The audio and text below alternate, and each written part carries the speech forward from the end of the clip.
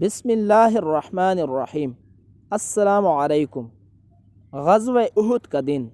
حضرت ابن عمر رضی اللہ تعالیٰ عنہ فرماتے ہیں کہ حضرت عمر رضی اللہ تعالیٰ عنہ نے غزوہ احد کے دن اپنے بھائی سے کہا، اے میرے بھائی، تم میری زیرہ لے لو۔ ان کے بھائی نے کہا، میں نہیں لینا چاہتا ہوں، جیسے آپ شہید ہونا چاہتے ہیں ایسے میں بھی شہید ہونا چاہتا ہوں۔ چنانچہ دونوں نے وہ زیرہ چھوڑ دی۔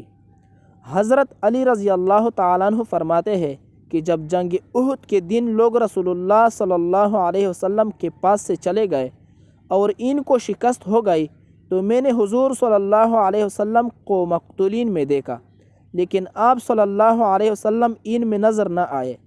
تو میں نے اپنے دل میں کہا کہ حضور صلی اللہ علیہ وسلم بھاگنے والے تو ہیں نہیں، اور آپ صلی اللہ علیہ وسلم مقتولین میں بھی نظر نہیں آ رہے ہیں، اس لیے میرا خیال یہ ہے کہ اللہ تعالیٰ ہمارے فعل سے ناراض ہو کر اپنے نبی صلی اللہ علیہ وسلم کو اٹھا لیا ہے۔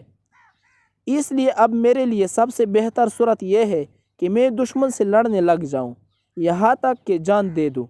چنانچہ میں نے اپنی تلوار کی میان توڑ دی اور پیر کافروں پر زور سے حملہ کیا، تو کافر میرے سامنے سے ہٹ گئے، تو کیا دیکھتا ہوں کہ حضور صلی اللہ علیہ وسلم ان کے درمیان میں گرے ہوئے ہیں۔